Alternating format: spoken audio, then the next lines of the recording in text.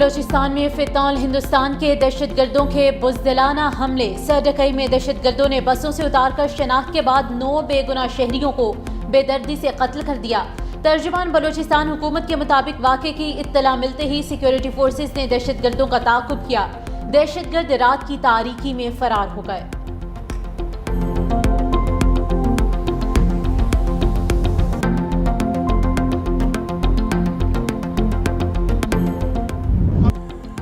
बाप के जनाजे में शिरकत के लिए दुनिया पुराने वाले 2 भाई भी फितनाल हिंदुस्तान के दहशतगर्दों की सफाकियत का निशाना बन गए। उस्मान और जाबिर अपने वालिद के जनाजे में शिरकत के लिए दुनिया पुर आए थे कि दहशतगर्दों ने बस से उतार कर गोलियां मार दी।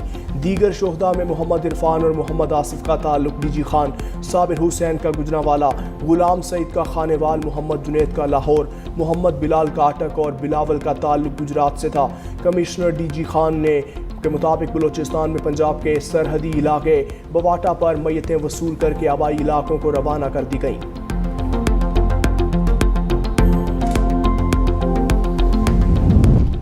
सदर और वज़ीर आज़म की बलूचिस्तान के इलाके सरडकई में मुसाफिरों के कत्ल की शदीद मज़म्मत।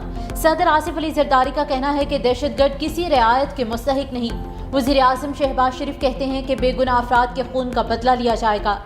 दहशतगर्दी के नासूर को जड़ से उखाड़ कर दम लेंगे। वज़ीर दाखिला मोहसिन नकवी ने कहा कि भारतीय स्पॉन्सर्ड दहशतगर्दों का हर जगह पीछा करेंगे। वज़ीर आला बलोचिस्तान सरफराज बुगटी भी वाक़े पर बरहम, कहा मासूमों का कत्ल नाकाबिले मुआफ़ी जुर्म है, जवाब सख्त होगा। बलोचिस्तान की मट्टी में बेगुनाह का खून रायगा नहीं जाएगा।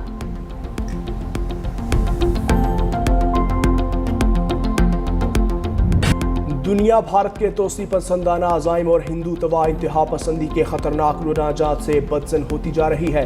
फील्ड मार्शल का 2 टोक पैगाम। फील्ड मार्शल आसिम मुनीर की ज़रिए सदारत कोर कमांडर्स कॉन्फ्रेंस। कहा 2 तरफा फौजी कशीदगी में किसी तीसरे फरीक को शामिल करना भारत की ब्लॉक पॉलिटिक्स को फ़रोग देने की बेबुनियाद कोशिश है। इस कोशिश का मकसद भारत का खित्ते में नेट सिक्योरिटी प्रोवाइडर के खुद साख्ता किरदार को गुमराहकुन तौर पर पेश करना है। फोरम ने कहा भारतीय हिमायत याफ्ता और स्पॉन्सर्ड प्रॉक्सीज के खिलाफ हर सतह पर फैसला कुन और जामिया कार्रवाइयाँ जारी रखना नागुज़ीर होगा। पहलगाम वाक़े में वाज़ेह शिकस्त के बाद भारत अब फितनाल खारिज और फितनाल हिंदुस्तान की प्रॉक्सीज के जरिए मज़मूम एजेंडे को आगे बढ़ाने की कोशिश कर रहा है। पाकिस्तान के अवाम का तहफ़्फ़ुज़ और सलामती मुसल्लह अफ़वाज की अव्वलीन तरजीह है। हमारे शोहदा का खून रायगा नहीं जाएगा। फोरम को आर्मी चीफ के तारीखी और मुनफरिद दौरा अमरीका के बारे में भी ब्रीफिंग। आर्मी चीफ ने ट्राई सर्विसेज हम आहंगी को मज़ीद मजबूत करने में पाक बहरिया और पाक फ़ज़ाइया की क़यादत को भी सराहा। पाकिस्तान स्टॉक मार्केट में कारोबारी हफ्ते के आखिरी रोज मस्बत आगाज। 100 इंडेक्स 683 पॉइंट्स इजाफे से 1,34,465 पर ट्रेड कर रहा है।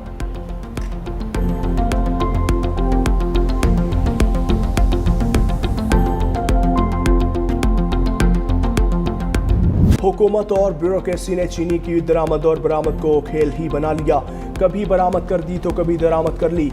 दोनों सूरतों में आवाम का ही नुकसान। गुज़श्ता साल वाफर ज़ख़ीरा होने पर 5 लाख टन चीनी बरामद की गई और अब बढ़ती कीमतों पर काबू पाने के लिए 5 लाख टन दरामद करने का फैसला किया।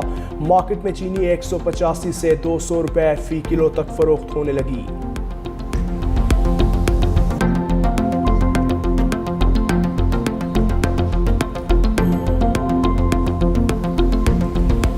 गवर्नमेंट को कहते थे चीनी जोर, अब इन्होंने क्या किया है? हुकूमत अक्सर कहती है कि चीनी जो सी है पाकिस्तान में बहुत है, लेकिन एक्सपोर्ट कर दी जाती है, फिर उसको जनाब दोबारा मंगाया जाता है यहाँ। तो हमारे हुक्मरान जो है इनकी अपनी शुगर मिले हैं, अपनी मर्जी से रेट निकालते हैं, अपनी मर्जी से ब्लैक करते हैं। आए रोज हुकूमत कोई ना कोई ओछे हथकंडे इस्तेमाल कर रही है अवाम को जलीलो ख्वार करने के लिए। इन्होंने खुद को नवाजना है, गरीब अवाम का किसी ने कोई ख्याल नहीं करना, गरीब अवाम तड़पती रहे।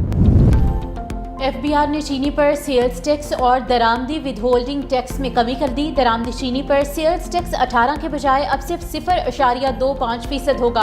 टैक्स में ये छूट 30 सितंबर तक दी गई है। चीनी की दरामद पर विदहोल्डिंग टैक्स की शरह 0.25% होगी, जबकि चीनी की दरामद पर वैल्यू एडिड टैक्स से भी इस्तिस्ना दे दिया गया।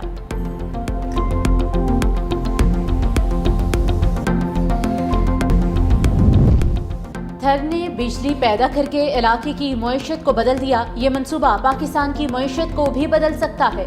वज़ीर आला सिंध मुराद अली शाह का तकरीब से खिताब, कहा हम वाफर बिजली पैदा करते हैं फिर भी हमें शदीद लोड शेडिंग का सामना है। तकरीब से खिताब करते हुए वज़ीर तवानाई सिंध नासिर हुसैन शाह का कहना है कि हम बड़ी इंडस्ट्री को ग्रीन एनर्जी पर मुंतकिल करना चाहते हैं। सबसे सस्ती बिजली थर के कोयले से पैदा हो रही है।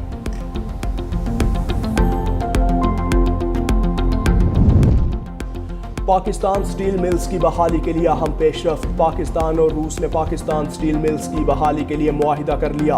मॉस्को में पाक रूस मुआहिदा पाकिस्तान स्टील मिल को जदीद बनाने का फैसला। एलामिया के मुताबिक स्टील मिल्स की बहाली के लिए रूस के साथ शराकत दारी नई सनती तारीख रकम होगी। वज़ीर आज़म मुआविन खुसूसी हारून अख्तर का कहना है कि 1971 में सोवियत ताउन से कायम स्टील मिल्स एक बार फिर रूस के ताउन से बहाल होगी।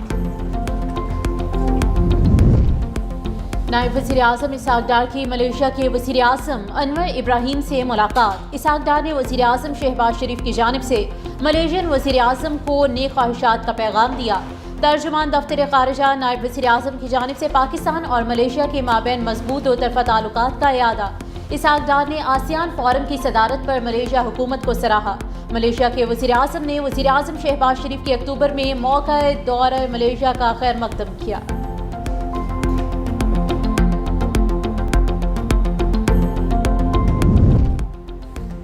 मोहसिन नकवी की दुबई में यूएई के नायब वज़ीर आज़म और वज़ीर दाखिला से मुलाकात। अमाराती वज़ारत दाखिला आमद पर मोहसिन नकवी को पुरतपाक इस्तकबाल पेश किया गया और गार्ड ऑफ ऑनर पेश किया गया। मुलाकात में पाकिस्तानी शहरियों को दरपेश यूएई वीज़ा के इशू पर तबादला ख्याल। दोनों वज़राए दाखिला का मुख्तलिफ शोबों में ताउन को फ़रोग़ देने का आज़म। इलाकाई सूरत हाल और ख़ित्ते में पायदार अमन के हवाले से भी बातचीत। वर्क वीज़ा में आसानी के लिए ज़रूरी इक़दाम पर इत्तेफाक। यूएई के वज़ीर दाखिला की हर मुमकिन ताउन की यकीन दहानी।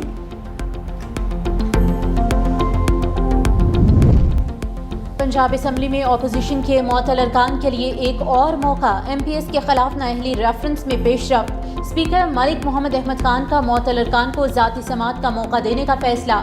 स्पीकर मलिक अहमद खान और मुअत्तल अरकान पंजाब असम्बली पहुँच गए। कुछ देर में मुलाकात करेंगे। तमाम 26 अरकान को स्पीकर ने आज ज़ाती हैसियत में तलब किया। स्पीकर के लिए 30 दिनों में फैसला करना लाजिम है।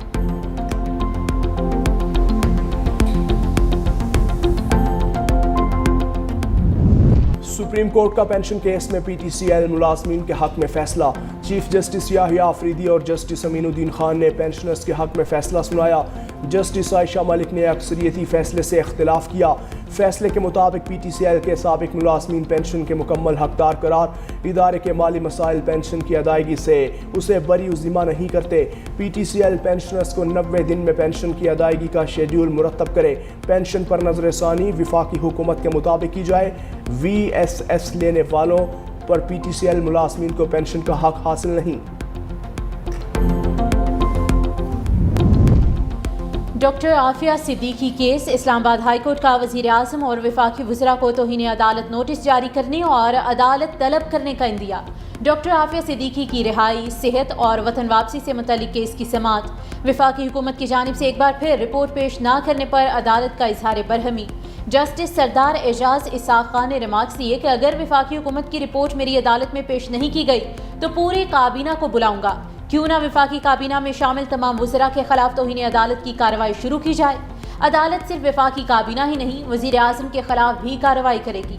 अदालत ने रिपोर्ट पेश करने के लिए एडिशनल अटॉर्नी जनरल को आइंदा हफ्ते तक मोहलत दे दी। समाअत 21 जुलाई तक मुलतवी।